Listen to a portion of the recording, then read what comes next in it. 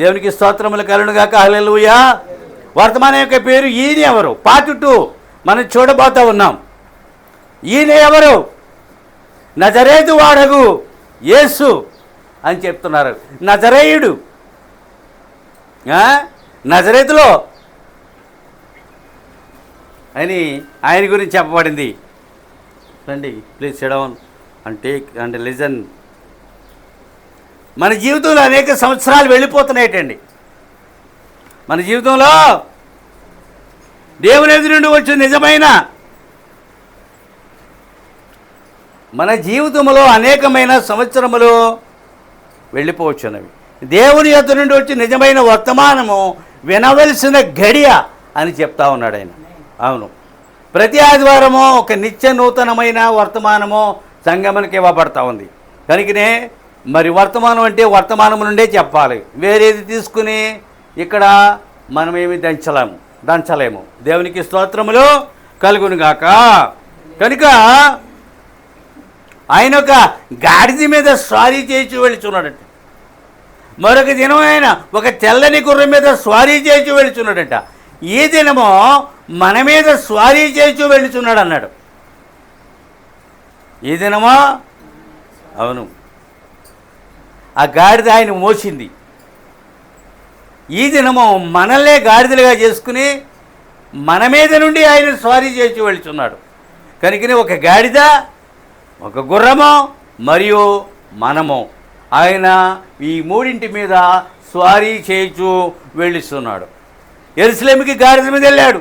ప్రకటన గ్రంథంలో తెల్లని గుర్రం మీద స్వారీ చేసి వెళుతూ ఉన్నాడు. ఈ దినము వధువు మీద నుండి ఆయన స్వారీ చేసి వెళుతున్నాడు. ఆయన మోసుకుని పోతా ఉన్నామే. ఇదిగో ఈయన నా భర్త, ఈయన నా దేవుడు, ఈయన నా విమోచకుడు. కనుకనే ప్రియులారా,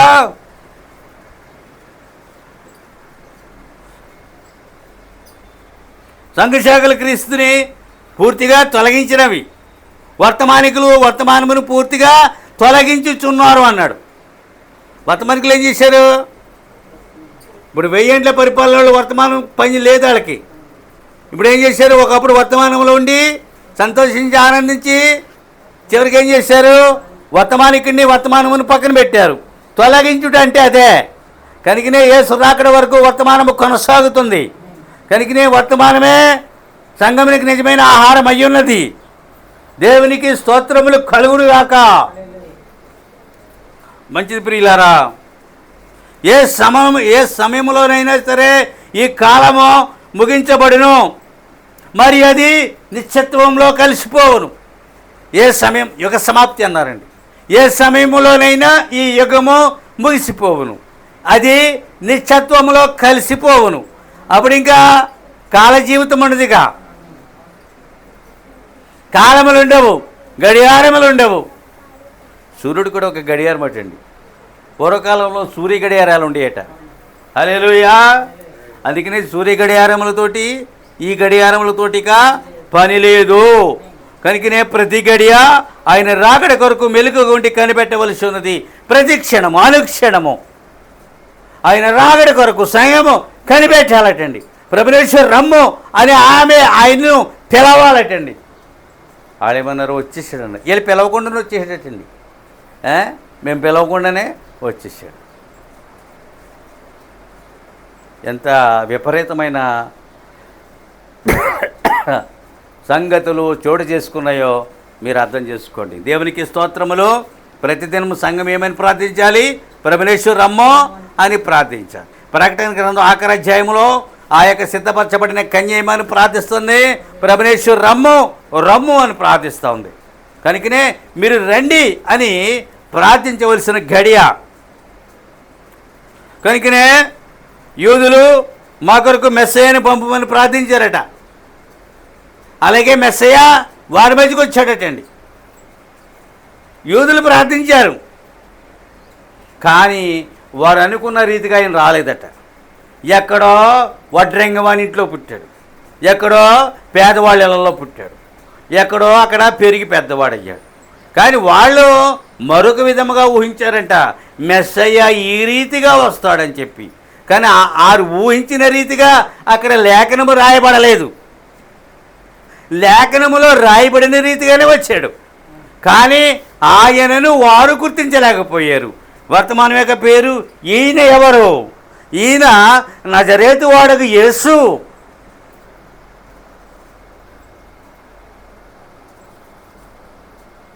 మరొక మతం ఉంది, ఆయన వస్తాడు తన శత్రువులందరినీ చంపేసి తన వారితో ఈ భూ ప్రపంచాన్ని ఏలుతాడని వాళ్ళు ఎదురు చూస్తున్నారట. ప్రతి మతము ఒక నాయకుని, గౌతమ బుద్ధుడు కూడా వస్తాడని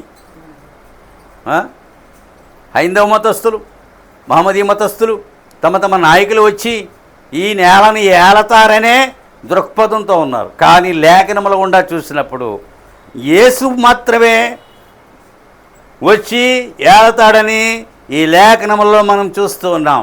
అదే మన యొక్క ఆధారము, వర్తమానం మన యొక్క ఆధారము. 2 ఊతలు ఇచ్చాడు, ఒకటి బైబిల్ ఆధారము, 2 వర్తమానం ఆధారము. 2 ఊతల మీద మనము ప్రయాణించవలసి ఉంది. హల్లెలూయా.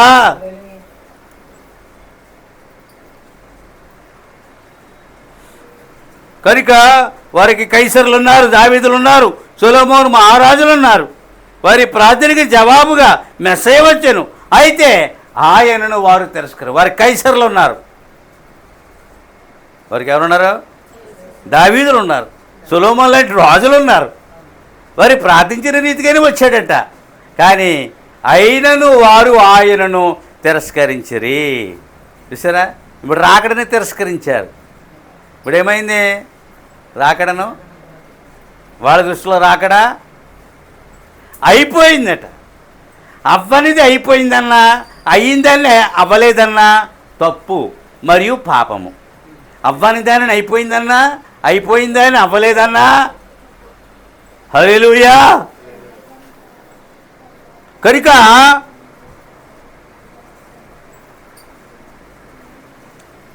ఆయన రాకడా వారి అభివృద్ధి తగినట్లే లేదు. ఈయన ఎవరు? రాబోతున్నది ఎవరు? ఇది సంగమునకు మహత్తరమైన గడియటండి. వినండి,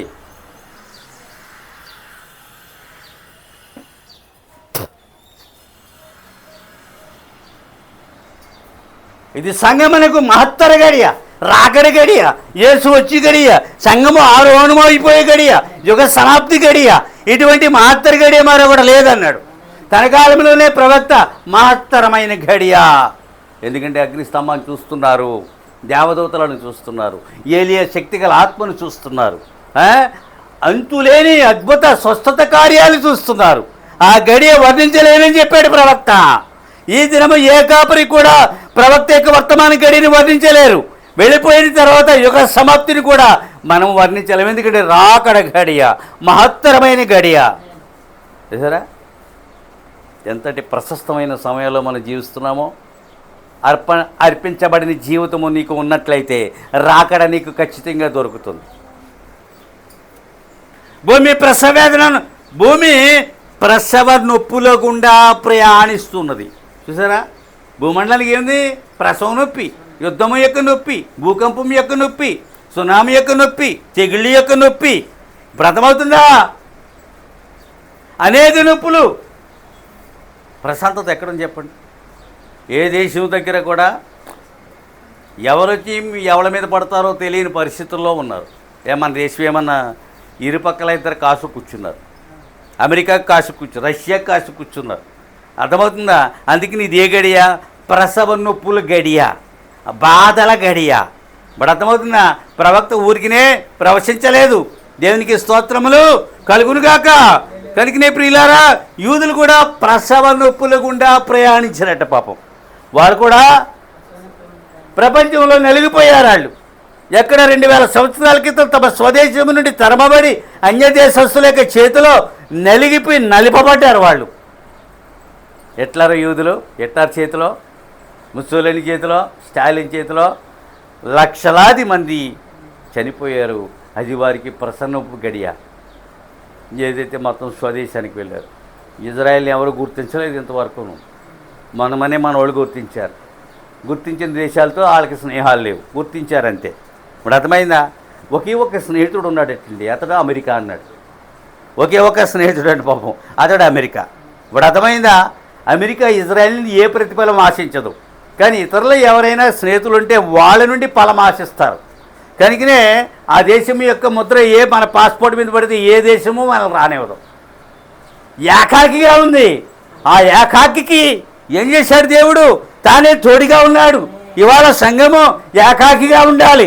అన్యజనులతో కానీ సంఘశాఖలతో కానీ సావాసం చేయకుండా తను తాను ప్రత్యేకపరుచుకుని ఏకాకిగా ఉన్నప్పుడే ఆ సంఘమునికి దేవుడు తోడుగా ఉంటాడు. ఉండడండి.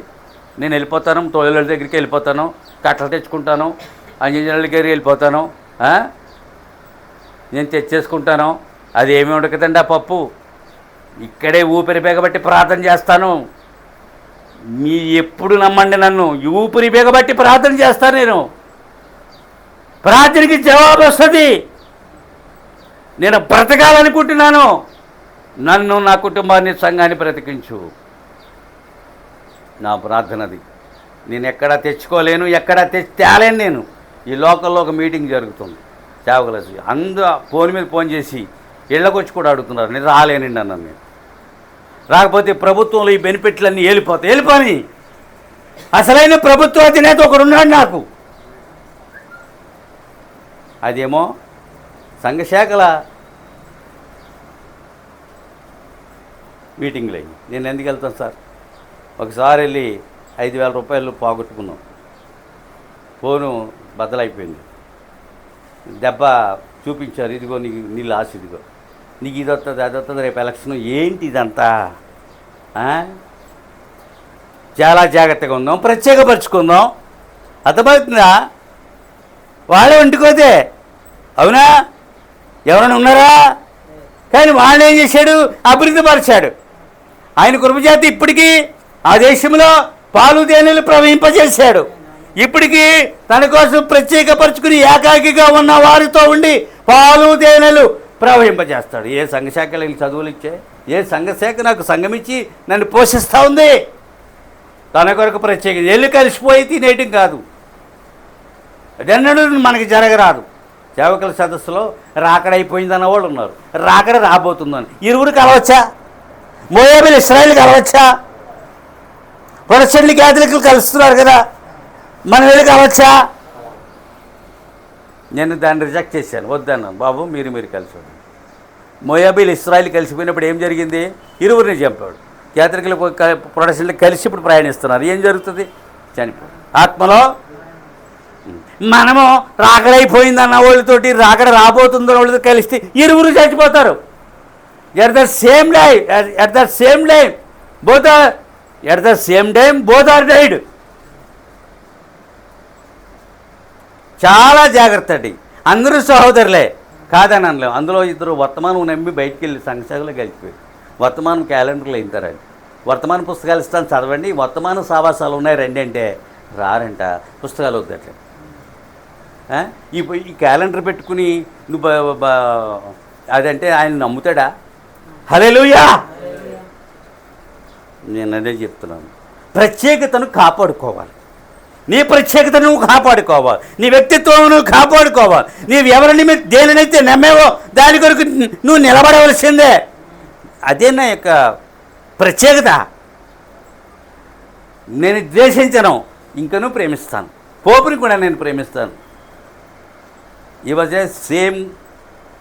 అతడు మనలాంటి హోమన్, మనలాంటి మానవుడు. అతన్ని ప్రేమించవలసిన బాధ్యత మన మీద ఉంది. సంఘశాఖని ప్రేమించాలి, అతన్ని ప్రేమించవలసిన, అతను వారి మానవులు, వారి ప్రేమించవలసిన బాధ్యత మన మీద ఉంది. వారు భక్తిరీత్యా తప్పిపోయారు తప్ప వారు కూడా మనలాంటి మానవులు. నువ్వు అది కదా నేను ద్వేషిస్తాను. నిన్ను ద్వేషించడానికి ఎన్నుకోలేదు. నువ్వు వారి కోసం నిరంతరం ప్రార్థించడానికే దేవుడు నిన్ను అనుకున్నాడు. అందుకనే సంఘశాఖల్లో పక్షిరాజులు ఉన్నాయి, అంజజనుల్లో కూడా పక్షిరాజులు ఉన్నాయి కదండి. మనం రాలేదా? అంజజనుల నుంచి రాలేదా? సంఘశాఖల నుంచి రాలేదా? పక్షిరాజులు కాలేదా? కనుకనే వారిని మనం ఎలా ద్వేషిస్తాం? అది మన పని కాదు. ఈ అబ్బాయిని వాడు కొంచెం వేరిపించున్నాడు, వీడు సహిస్తున్నాడు. ఆ రోల్ నెంబరు చాలా శ్రమకు కారణం ఒక నెంబర్. అది ఇప్పుడు తెలియదు. పరిశుద్ధులను ఏడిపించకూడదు. హల్లెలూయా. ఆ యూదులు గొప్ప నాయకుల కింద ఉన్నారటండి.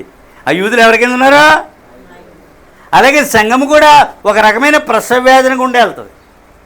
ఇప్పుడు ఇటు కాలింది నీకు ఆ దినములన్నీ ప్రసవ వేదన కింద ఉన్నాయి. అది తగ్గేదాకా మీకు ఎలా ఉంటుంది?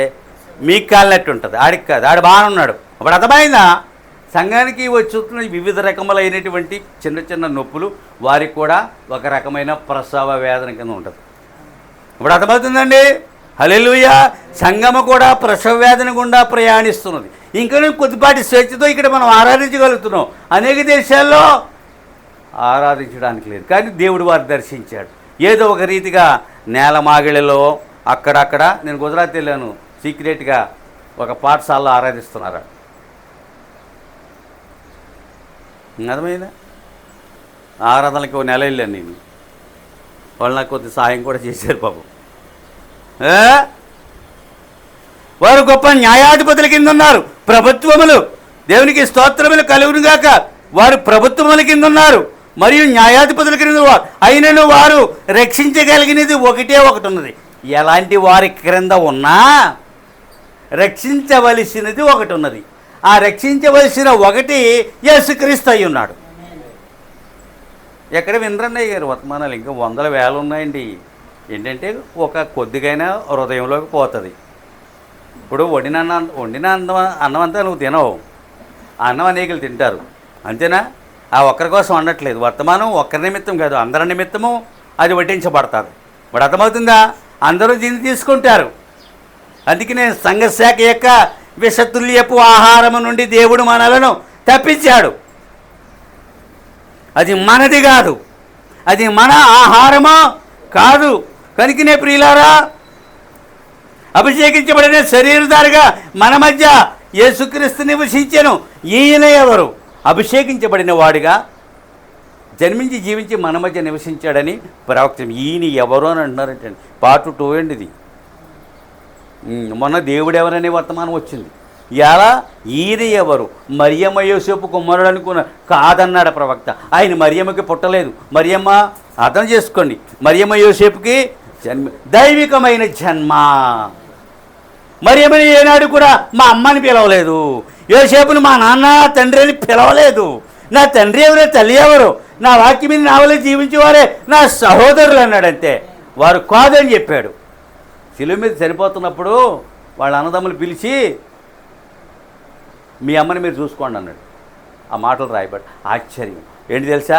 నేనున్నంతకాలం వారితో ఉంటే నేను కొద్దిగా నేను వెళ్ళిపోతున్నాను, మీరు మీ అమ్మనే అబ్బా వారి బాధ్యతని చూడమని చెప్పి యాకోబుకి చెప్పాడు. ఆయన తర్వాత మరియమ్మ యోసేపుతో కాపురం చేసి అమ్మాయిల అబ్బాయిల్ని కంది. చూసారా? ఈయనొక్కడే యోసేపుకి జన్మించినవాడు, పరలోకపు దేవునికి జన్మించిన దేవుడు. అర్థమైందండి? అలాగని వారి యవ్వన జీవితం తృణీకరించబడలేదు. వారి యవ్వనస్తులు ఈయన జన్మించిన తర్వాత పక్కకు పెట్టబడిన తర్వాత మరలా ఆమె ఆయనతో కాపురం చేసి పిల్లల్ని కంది. యాకోబు ఎక్కడవాడు? యేసు సహోదరుడు కాదా? కానీ యాకోబు ఏమన్నాడు? నా ప్రభువా అన్నాడు. నా ప్రభు. ఇప్పుడు అన్నదమ్ములు మా తమ్ముడు అనుకోండి, నన్ను ప్రభువా అంటాడా? మా అన్నయ్య అంటాడు. కానీ అక్కడ అలా అనలేదండి లేఖనాల్లో. చూసారా? ఆయన ఎవరో యాకోబు గుర్తించాడు. ఆయన ఎవరో మరియమ్మకు పుట్టిన వారందరూ గుర్తించారు. ఆయన ఎవరో మరియమ్మ యోసేపులు గుర్తించారు. ఈయన ఎవరు?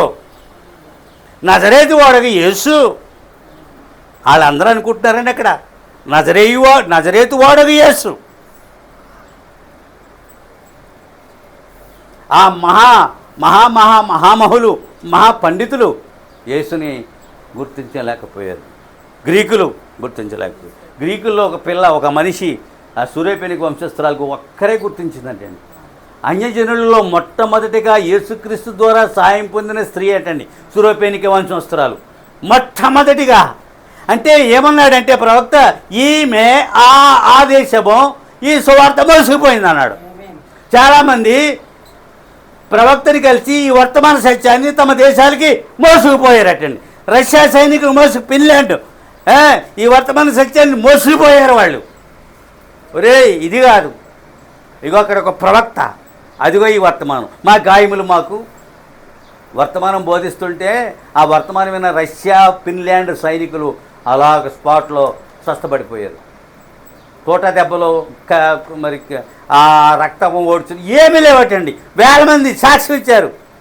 రష్యాకి ఎలాగ వర్తమానం వెళుతుందని నేను అనుకున్నాను, కానీ అదృష్ట కమ్యూనిస్ట్ దేశానికి ఆనాటి సైనికులు, రెండో ప్రపంచ యుద్ధంలో గాయపడిన సైనికులు రష్యాకి వర్తమానం పట్టుకుపోయారు. ఇప్పుడు రష్యాలో వర్తమానం ఉంది.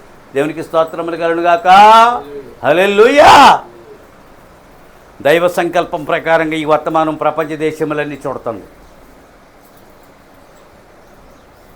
ప్రవక్త లేనిది ఏ సంఘము ఆరోహణము కాదు, వర్తమానం లేనిది ఏ సంఘము ఆరోహణము కాదు. కనుక ఆరోహణమునకు ముందు దేవుడు తన ప్రవక్తను ఈ లోకమునకు సంధించాడు. మానవ మాత్రుడు, దేవుడు కాదు.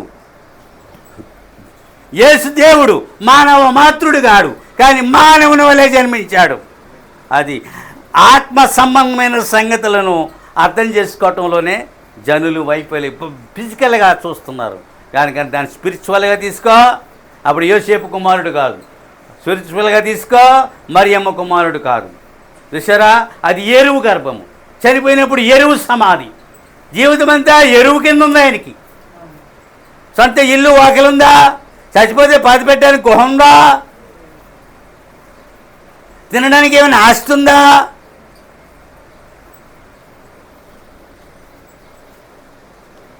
మీరు ఆయనను అంగీకరించినప్పుడు ఆయనలో మీరు ఒక భాగం అవుతారు.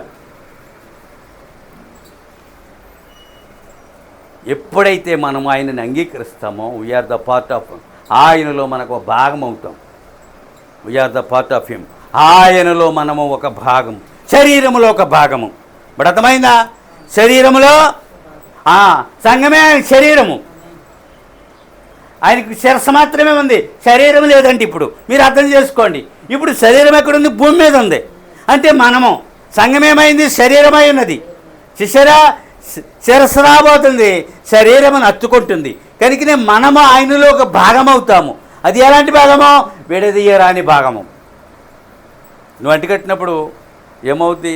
విడదీయరా. నువ్వు విడదీస్తే అంటు చెడిపోతుంది. అది కలిసిపోయినప్పుడు ఏమవుతుంది?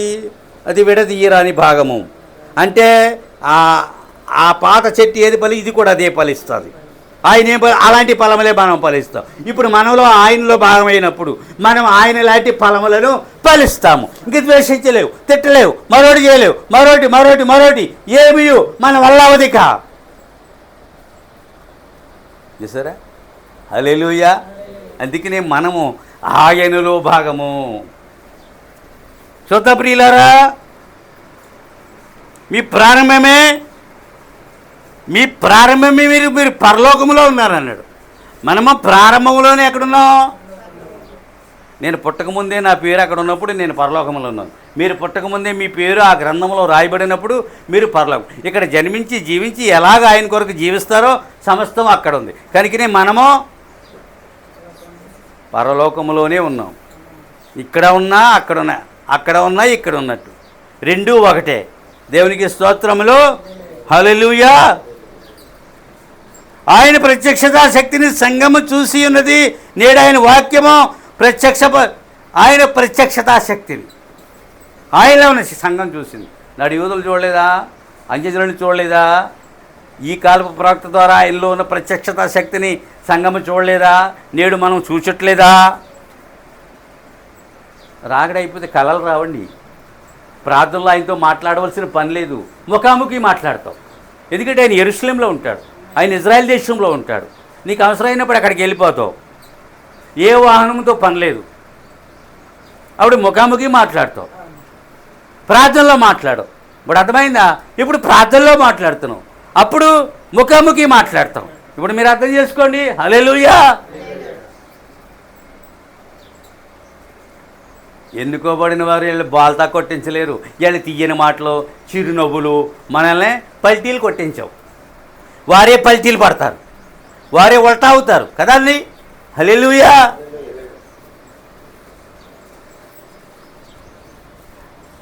కనుక సంఘము ఆయన సంగమునకు ఆయన వాక్యమును ప్రత్యక్షపరుచుచున్నాడు. వర్తమానం ఏంటి? వాక్యం యొక్క ప్రత్యక్షత.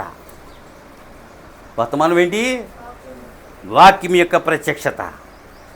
ఇంత సంగతి వాక్యములో ఉండదు. ఒకే వాక్యం అది ప్రత్యక్షపరచబడిన తర్వాత అనేక పేజీలు వస్తుంది. అందుకని ప్రవక్త అదే చేశాడు. మనం ఒక వాక్యమే చదివాం, దాని ప్రత్యక్షత ఏంటి? లెక్కలేనంత వర్తమానం వస్తుంది. అందువల్ల వాక్యము ప్రత్యక్షం అవుతుంది. ఎలాగ? వర్తమాన రూపంలో, ఎలాగ? ప్రవక్త రూపంలో, ఎలాగ? సంఘానికి అది ఇవ్వబడతా ఉంది, సంఘానికి అది ఆహారము చేయబడతా ఉంది. చూసారా? అందుకనే ఈ రీతిగా వాక్యం ద్వారా ప్రత్యక్షపరచబడుతున్నాడు. ఆయన గుణగణములు ప్రత్యక్షపరచబడతా ఉన్నాయి. చూసారండి? ప్రత్యక్షత లేనిదే నువ్వు రక్షించబడలేవు అన్నాడు. ఏబేలుకి ప్రత్యక్షత ఉంది, మనం చెప్పుకున్నాం. ఏది అర్పించాలో పేతురికి ప్రత్యక్షత ఉంది. ఎలా బాప్తిస్మం ఇవ్వాలో అర్థమైందా? ఈ కాలానికి వాక్యం యొక్క ప్రత్యక్షత వచ్చింది.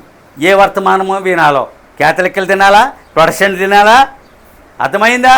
ప్రవక్త వినాలా. ఇప్పుడు ఈ ప్రత్యక్షత ద్వారా ఆయన ఏమవుతున్నాడు? మీ మధ్య వెల్లడవుతున్నాడు, ప్రత్యక్షమవుతున్నాడు. హల్లెలూయా. సరేండి, మోసం నుండి బయటకు వచ్చాము మనం. దేవునికి స్తోత్రములు కలుగును గాక. హల్లెలూయా. అయితే వాక్యమునకు మనం సొంత అనువాదం ఇవ్వకూడదు. మానవుడు చేసే పని అదే. వాక్యానికి సొంత అనువాదం నో నో నో నో దానికి మనము అనువాదాన్ని ఏమంటారు? ట్రాన్స్లేషనా? దానికి సొంత అనువాదము మనము, నీకు తెలియకపోతే అలా ఉండు. సొంత అనువాదంతో బోధించుకో, నీ సొంత అనువాదముతో నువ్వు ఆలోచించుకో. ఇప్పుడు అర్థమైందా?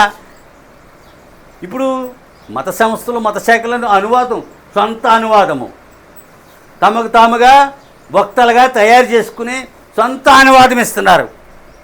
అనువాదం పరిశుద్ధాత్ముడు ఇవ్వాలి, అతడే నిజమైన ట్రాన్స్లేటరు. ఇప్పుడు అర్థమైందా? అది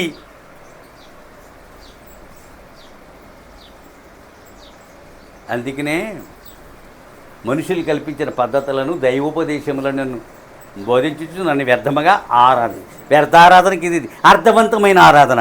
ఇది మనుషులు కల్పించిన పద్ధత. వాక్యం ఇక్కడ లేదు. ఎందుకంటే ఈ వాక్యము ఇక్కడ ప్రత్యక్షపరచబడింది, ప్రవక్త ద్వారా అనువాదం చేయబడింది. పరిశుద్ధాత్ముడే అనువాదికుడు అయ్యాడు. మీరు ఇంగ్లీష్లో మాట్లాడతాం, మరో వ్యక్తి ఇంకో భాషలో తర్జుమా, అది అనువాదము.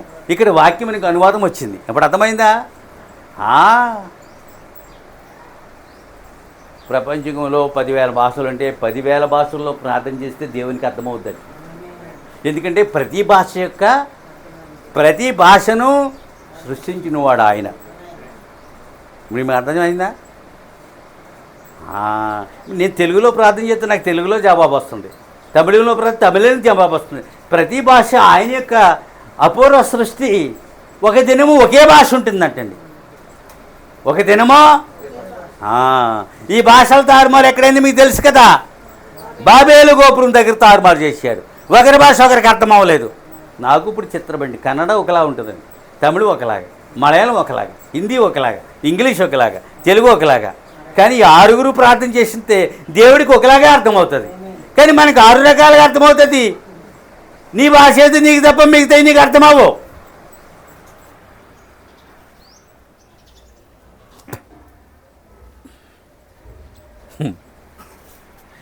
చిత్రం అది. దేవుడు ప్రవక్త దగ్గర ఒకటి జరిగింది. దక్షిణాఫ్రికాలో ఒక మీటింగ్ జరిగింది. ఆయన ఒక భాషలో మాట్లాడితే 10-12 భాషల్లో అర్థమైంది వాళ్ళందరికీ. ఒకేసారి జరిగిందంటండి. ఒక భాషలో మాట్లాడితే వాళ్ళందరికీ 10-12 భాషలు వాళ్ళు వచ్చి కూర్చున్నారటండి. వాళ్ళందరూ అనాగరికులు, ఎముకల దండలో పుర్రెలు వేసుకుని వచ్చారు.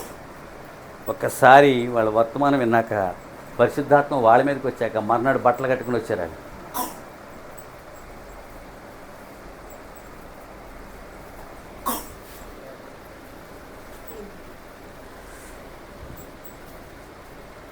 ఇప్పుడు ఏం చెప్పాను? దేవునికి స్తోత్రములు కలుగును గాక.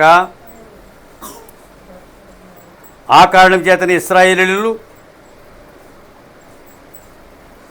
సొంత అనువాదం వల్ల ఇశ్రాయేలీయులు ఆయనను గుర్తించలేకపోయారు. ఇశ్రాయేలీలు ఏంటంటే సొంత సొంత అనువాదాలు ఇచ్చారటండి వాక్యానికి. సొంత అందుకనే సొంత అనువాదము మూలముగా ఇశ్రాయేలీయులు యేసుక్రీస్తుని గుర్తించలేకపోయారు. లేఖనములన్నీ ఎలా వస్తాడో రాయబడింది, ఎలా రాడో రాయబడింది. రాయబడిన ప్రకారముగా ఆలోచించలేక రాయబడని ప్రకారముగా వారు ఆలోచించారు. రాయబడని ప్రకారముగా అది ఏమవుతుంది, సొంత అనువాదం అయింది. సొంత అనువాదంలో రాలేదు, దేవుడు తన అనువాదంలో వచ్చాడు. ఇప్పుడు అర్థమైందా? హల్లెలూయా. నేడును అదే జరుగుతున్నది. క్రీస్తు కానీ ఆయన సేవా బృందమని కానీ గుర్తించట్లేదు. యేసుక్రీస్తునే లోకము గుర్తించు, ఆయన సేవా బృందం మనమే. దీనిని గుర్తించరు, ఆయనని గుర్తించరు, ఆయన అద్భుతాచార్య కార్యాలని కూడా గుర్తించారు. అందుకనే అది గుర్తింపుని కోల్పోయింది, దైవికమైన గుర్తింపు పోయింది. ఆయన్నే ఆయన ప్రజలనేది గుర్తించదు, ఆయన ప్రవక్తల అపొస్తలులను గుర్తించదు. మనుషులు గుర్తించాలని ప్రయాసలో పడిపోయారు. మనుషుల్నే గుర్తించాలనే ప్రయాస. కానీ మానవుడటండి దేవుని చేత గుర్తించబడాలని అన్నాడు. ఆయనలో గుర్తించబడుటనే వర్తమానంలో మానవుడు ఖచ్చితంగా ఆయన చేత గుర్తించబడాలి. నువ్వు ఒక ఇన్స్టిట్యూట్ ప్రారంభిస్తావు, దానికి ప్రభుత్వం యొక్క గుర్తింపు అవసరం. ఇప్పుడు అర్థమైందా? అలాగే ప్రతి మనుషుడు ఆయన యొక్క గుర్తింపు అవసరం. ప్రతి మనిషికి ఆయన యొక్క గుర్తింపు. ఇప్పుడు ఎగ్జాంపుల్ భారతదేశం ఉంది, అందరికీ ఆధార్ కార్డు ఉండాలొద్దా? అది నీ యొక్క గుర్తింపు కార్డు. ఎందుకు? దేశమంతా ఆ కార్డు కలిగి ఉన్నప్పుడు ఈ దేశ పౌరుడిగా అది ఒక గుర్తింపు నీకు వచ్చింది. కనుక నేను పుట్టిన ప్రతి మానవుడు ఆయనలో గుర్తించబడాలి. అందుకనే సంఘశాఖలు యూదులు ఏమయ్యారు? ఆయన గుర్తింపుని కోల్పోయారు. ఎందుకంటే తమ సొంత అనువాదము లేదా సొంత ప్రత్యక్షతలు, సొంత నడకలు,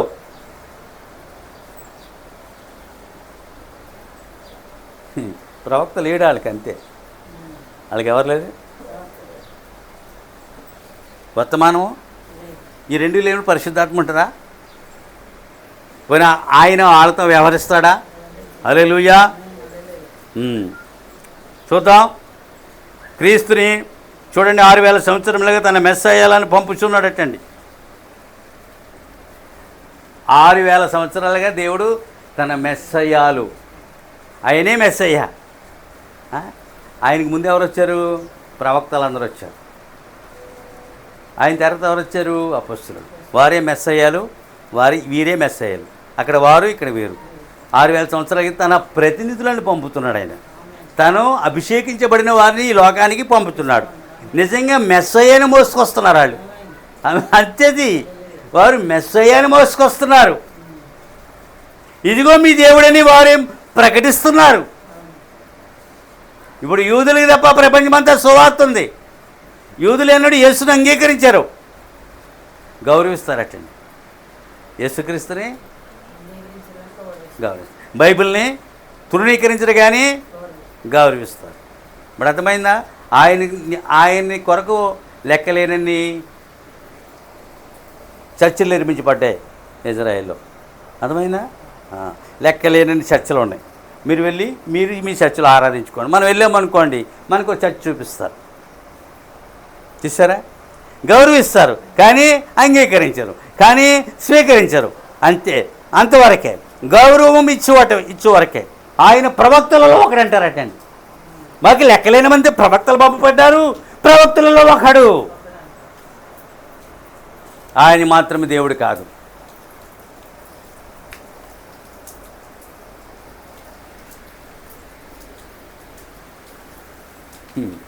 ఇదొంటికండి నేను కొంచెం సేపు విందాం, ఇందులో ఇంకా ఏముందో ఏంటో. నేడును పంపుచున్నాడు, వారి ప్రవక్తలు అపొస్తలులు అయ్యున్నారు. చివరికి అలాగొచ్చి చివరికి ఆయన వచ్చేటట్టండి. అందరూ అయిపోయింది. చివరికి ఒక రైతుకు ఒక కొడుకు ఉన్నాడు. అర్థమైందా? ఎల్లప్పుడూ ఆయన వచ్చి చిత్తు వసూలు చేసుకుని వెళ్ళాడు. ఓ రోజున తన కుమారుని పంపారట. ఆ రైతులందరూ కుమారుని పట్టుకుని చంపేశారటండి. చూసారా? చివరికి ఆయనే వచ్చాడు. చివరికి ఏమయ్యాడు? తానే వచ్చాడు. అసలు ఈ లోకంలోనికి రావాల్సిన పని అవసరం లేదండి. మనిషిని ఏ రీతిగా ప్రేమిస్తున్నాడో ఆయన రాకడ మనకి తెలియజేస్తుంది. ఆ మనిషిని ఏ రీతిగా తన మరణం మనకి తెలియజేస్తూ ఉంది. మరణంతో వాడు పావకి ఒక గింత రక్తం ఇస్తాడా?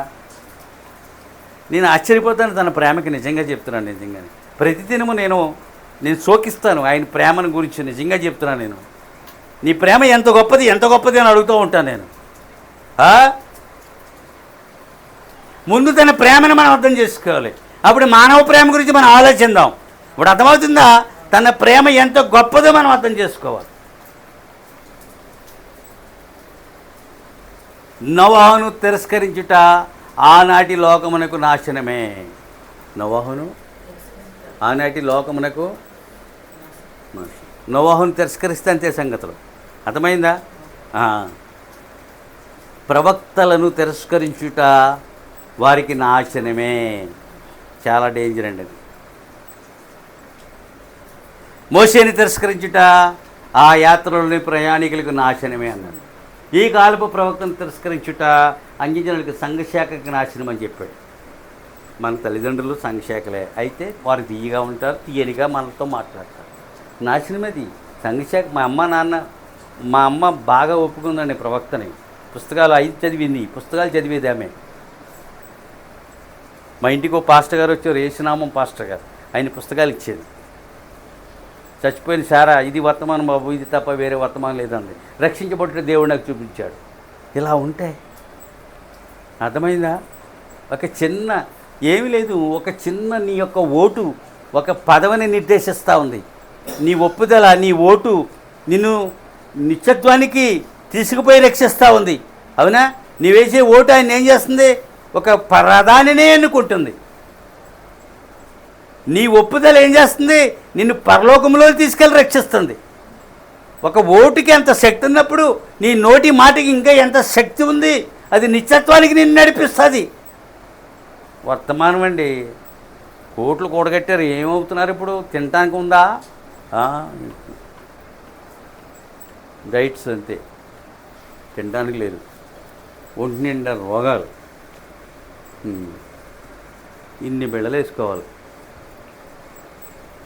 నా జీవితంలో ఇంజక్షన్ ఉందనండి, హాస్పిటల్ మెడికల్ స్టోర్ అన్నా నాకు అసహ్యమండి బాబు. వీళ్ళు చదువుతున్నప్పుడు కాన్వెంట్లు హై స్కూల్స్ అసహించుకునేవాడిని. ఇదేం కాన్వెంట్, డబ్బు ఈ ఏడాదితో అయిపోతుంది అనుకున్నాం. ఏంటంటే భయము. మన దగ్గర పుష్కలంగా ఉందనుకో పర్లేదు చదవండి. అది లేనప్పుడు మనకి ఇప్పటికీ మెడికల్ స్టోర్లు అన్నా హాస్పిటల్స్ అన్నా నాకెంతో. ఇన్ని మింగుతావా? ఎక్కడ మింగుతామండి? ఒక డ్రాప్స్ తెచ్చుకున్నాను నేను, కంటి ఆరుకు. అది ఎలర్జీ వచ్చినప్పుడు వేసుకుంటాం. ఎంతో లేదండి, అంత ఉంది. అది 250, 250 రూపాయలు. ఒక్క బొట్టు వేయాలి. చూసారా? మనకు వద్దండి అది. నీతితో కూడా కొంచెమైనా శ్రేష్టమే. ఆహారం నీ తలుపు కొడతారు, డబ్బు వచ్చి నీ తలుపు కొడతారు. నన్ను కొట్టే తలుపులు కొట్టాయి. 45,000 వచ్చేసారి తలుపు కొట్టింది. రేపు అప్పు కట్టాలి 5,000, ఎలాగో తెలియదు. పోలీసు వచ్చి 5,000 ఇచ్చాడు, తలుపు కొట్టింది డబ్బు వచ్చి. అర్థమైందా? మొన్న మీటింగ్ జరిగింది, అక్కడ భోజనాలు ఏమీ లేవు. మా అన్నయ్య మనం ఇంటికి వెళ్ళి తిందాం. ఒక ఆమె వచ్చి మా ఇంట్లో భోజనాలు ఉన్నాయని అమ్మంది. అమలాపురంలో జరిగిన విశేషం. అప్పుడు ఆమె చక్కని భోజనాలు ఆమె వీళ్ళకి చెప్పకుండా వండి పెట్టింది. మా అందరికీ వండేసి ఉంచింది. మేము వెళ్ళి శుభ్రంగా తిన్నాం. అద్భుతం. ఆ పల్లెటూరు నుంచి అక్కడికి వెళ్ళడానికి గంట పడుతుంది. ఆమె ఆరాధన అవగానే భోజనాలు ఏర్పాటు చేశాను, నేను చేశాను, మీరు రండి అందండి. ఆయనగారు ఇంటికి వెళ్ళవలసిన పని లేదన్నా. మేము 10 మంది వెళ్ళి తిన్నాం. అమలాపురంలో జరిగిన మీటింగ్. కానీ అన్నీ అద్భుతాలే జరుగుతాయి. నేను పాస్టర్ని కనుక, నేను ఇక్కడి నుంచి వచ్చి వెళ్ళాను కనుక అందరినీ చక్కగా చూశారు. అది చూసారా? ఏమొచ్చి తలుపు కొడుతుంది? అన్నము. హల్లెలూయా. ఆదరణకర్తలు వస్తారు. ఆదరణకర్త వచ్చి తలుపు కొడు. నువ్వు దుఃఖంలో ఉండి దేవుడు ఆదరణకర్తను పంపుతాడు. ఆమేన్. హల్లెలూయా. కనుకనే నిజమైన ప్రవక్తలు ఆయన పంపించారు. వారు ఎక్కడి నుంచి అయితే వచ్చారో ప్రవచించి వెళ్ళిపోయారటండి. ఏం చేశారు ఈ ప్రవక్తల అపస్తులు యూదుల మధ్యన ఏం చేయలేదు. యూదులు వెలుపడి చేశారు సేవ. ప్రారంభంలో కొంతసేపు అలా నిలబడ్డారు ఆ భూమి మీద, యూదులు భూమి మీద అటండి. ఆ తర్వాత బయటికి గెంటాడు దేవుడు, చెల్లాచెదరు చేశాడు దేవుడు. అంజల మధ్యని అపస్తులు వచ్చి ప్రవశించారు. మనకిని 7 ప్రవక్తలు ఇచ్చాడు. హల్లెలూయా. అది చివరి ప్రవక్త వచ్చాడు, వెళ్ళిపోయాడు, వర్తమానం ఇచ్చాడు, చూసుకోండి జాగ్రత్త, నేను వెళ్ళిపోతున్నాను, నా తర్వాత మీకు రాకడుంది, మీరు ఎత్తపడిపోతారు. చూసారా? హల్లెలూయా. అందరూ ప్రవచిస్తారు. పాస్టేటి ప్రవచనం ఇది. వర్తమానం ప్రవచిస్తున్నాడు, వర్తమానం ప్రసంగిస్తున్నాడు, వర్తమానముని బోధిస్తున్నాడు. అవునా? సంభవింపబో సంగతులను వర్తమానం ద్వారా పరిశుద్ధాత్ముడు మీకు అనుగ్రహిస్తున్నాడు. లేకపోతే మనకు ఒక మాట రాదు, ఒక మాట రాయలేమో, ఒక మాట బోధించలేమో. వాక్యము సంతానవాదం వలన గతంలో చెప్పాను ఈ మాట, మీకు గుర్తుందో, గందరగోళం ఏర్పడుతుంది. సంతానవాదం ఏం చేస్తుంది? అందుకని సంఘశాఖలది ఒకరిదొకరిది అతికినట్టు ఉండదు. నువ్వు గోడ కడుతున్నావు, అన్ని ఇటుకలు ఒకేలా ఉంటే అతుకుతుంది. అవునా? వాళ్ళది ఒకరిదొకరిదే. సీఎం రాజు అలా చెప్తాడు, ఇంకో రాజు ఇంకోలా చెప్తాడు. 2 రాజులది అతను సంఘశాఖ తట్టండి, అది గందరగోళం ఏర్పడుతుందట. ఇప్పుడు అర్థమైందా? ఇప్పుడు గందరగోళంలోకి వెళ్ళిపోయారు, రాకడ అయిపోయిందంటే ఏంటి? కానీ అది వాళ్ళకి అలా ఉండదటండి. వాళ్ళకి గందరగోళంగా, మనది గందరగోళంగా ఉంటుంది.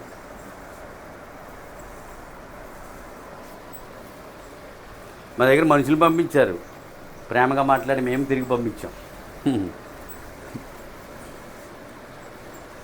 సమస్తలో అతని నిమిత్తము అనువాదము కొరకు దేవుడు ప్రవక్తను పంపాను. అది ట్రాన్స్లేటర్ని పంపాడు. తెలుగు పండిట్ ఏం చేస్తాడో చెప్పాను మీకు. పద్యాన్ని చదువుతాడు, అర్థమో, అప్పుడు ఇంకేమవుతుంది? అర్థమో. అంతేనా? దేవుడు అనువాదకుడిని, అతను ప్రవక్త. అనువాదకుడితోటి ఎవరిని పంపాడు? ఏలియాని పంపించాడు. ఏలియాతోటి ఎవరిని? పరిశుద్ధాత్మను పంపించాడు. ఇరువురు కలిపి ఏం చేశారు? అనువాదం చేశారు. శక్తి బలం కొరకు ఏలియాత్మ అంటండి. శక్తి బలం ధైర్యం కొరకు ఏలియాత్మ, అనువాదం కొరకు పరిశుద్ధాత్మ. నువ్వు కేవలం మానవ కట్టివి, నువ్వు అలా నిలబడు.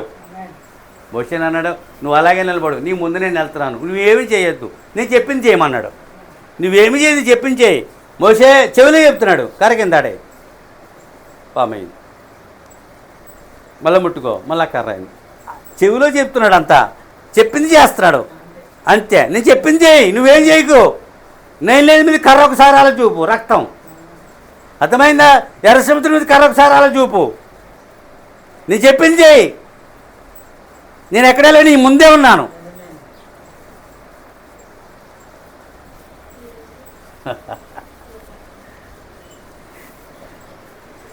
సంఘ ప్రపంచము, సంఘ శాఖ ప్రపంచము, ఈయన ఎవరు అని చెప్పుచున్నది. ఇప్పుడు యేసుక్రీస్తు గురించి చాలా వివాదాలు రేగుతున్నాయండి. ఈ మల్టీమీడియా, అర్థమైందా? తండ్రా, కుమారుడా, పరిశుద్ధాత్మ, లేకపోతే 3 ఒకటా? 3 రకాల కాలాల్లో ఉన్నారు. ఇప్పుడు ఏం రేగుతున్నాయి? ఈయన ఎవరు? మొత్తం గౌరవం అంతా ఆయనకి ఆపాదించకండి, సగమే ఆపాదించండి. మిగతా సగం తండ్రికి ఆపాదించకండి ఒకళ్ళు, మరొకరు పరిశుద్ధాత్మకి ఆపాదించండి. 3 ఆయనే. మొత్తం గౌరవం ఆయనకే దక్కాలి. మానవ సంఘ ప్రేమంతా ఆయనకే దక్కాలి. అది మనం వెళ్ళిన తర్వాత క్రీస్తుతో ఉంటాం తప్ప క్రీస్తు యొక్క తండ్రితో ఉంటావా? ఇప్పుడు నువ్వు వెళ్ళి మీ తండ్రి ఎక్కడ ఉన్నాడు అడుగుతావా? మీరు వెళ్ళి యేసుక్రీస్తుని మీ తండ్రి ఎక్కడ ఉన్నాడు పిలుపు అడిగాడు భూమి మీద. నీ తండ్రి ఎక్కడున్నాడు చెప్పు. తండ్రిని ఎలా కనపరచమంటున్నావు? తండ్రిని ఎలా కనపరచమని అడుగుతున్నావు నీవు. నన్ను చూసినవాడు తండ్రిని చూసినాడు. నన్ను పంపినవాడు నన్ను పంపిన వాడినే చూచుచున్నాడు. ఇవన్నీ మర్మయుక్తంగా ఉన్నాయి. అందుకనే ప్రవక్త అనువాదకుడు అయ్యాడు, ట్రాన్స్లేటర్ అయ్యాడు, వాక్యమునకు అర్థాలు తీసుకొచ్చాడు, మర్మ రహస్యములు వెల్లడి చేశాడు. అదంతా దేవుని పని.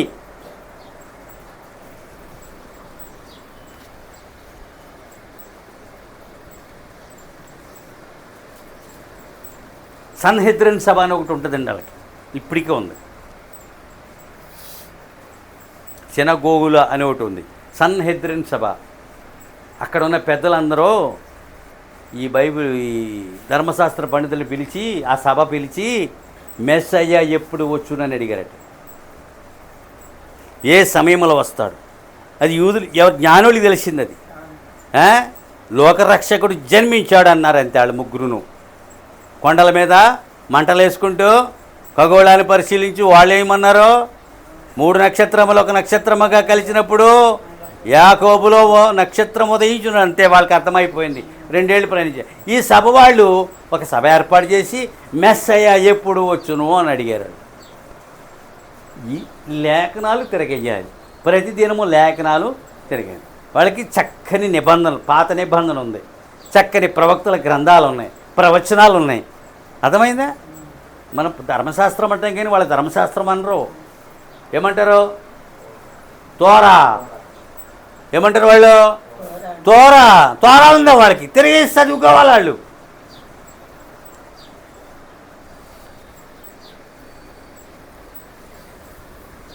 అని అడిగిరి.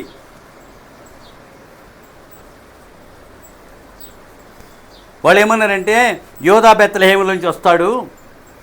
యోధా బెత్లెహేము అంత గొప్పదా?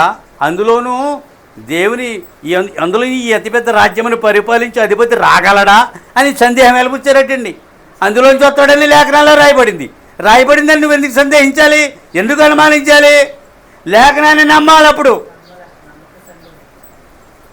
అందులోంచి అంత గొప్పది రాదు, అందులోంచి అంత గొప్ప రాజు రాలేడు, అందులోంచి ఈ దేశాన్ని పరిపాలించగలవాడు రాలేడని సందేహించారు వాళ్ళు.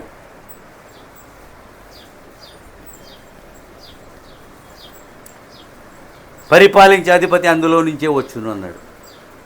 పరిపాలించే అధిపతి యోధా బెత్లెహేములో జన్మించాడండి. ఆయన గొప్ప గొప్ప వాళ్ళ జన్మస్థలం అది. యోధా బెత్లెహేము గొప్ప గొప్ప వాళ్ళు పుట్టారు. ఇప్పుడు చెప్పలేను, దావీదు అక్కడోడే.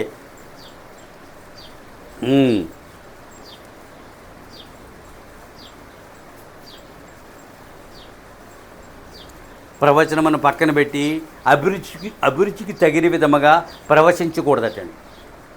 అర్థమైందండి? ప్రవచనములను లేఖనములను పక్కన పెట్టి అభిరుచికి తగిన విధముగా ప్రవచించకూడదట. ఇప్పుడు ఆహావు అభిరుచికి తగిన విధముగా ఆ 400 మంది ప్రవక్తలు ప్రవచించారు తన అభిరుచికి తగినట్లుగా. కానీ మీకాయ తన అభిరుచికి తగినట్లుగా ప్రవచించలేదు. దేవుడు ఏది చెప్పితే దానినే వారి మధ్యన చెప్పాడు. అదే ప్రవచనం. అయిపోయింది, వెళ్ళిపోదాం. అది దేవుని అభిరుచి తగినట్లుగా ఉండవలేను. ఆయన చెప్పినదే సంభవించును. దానిని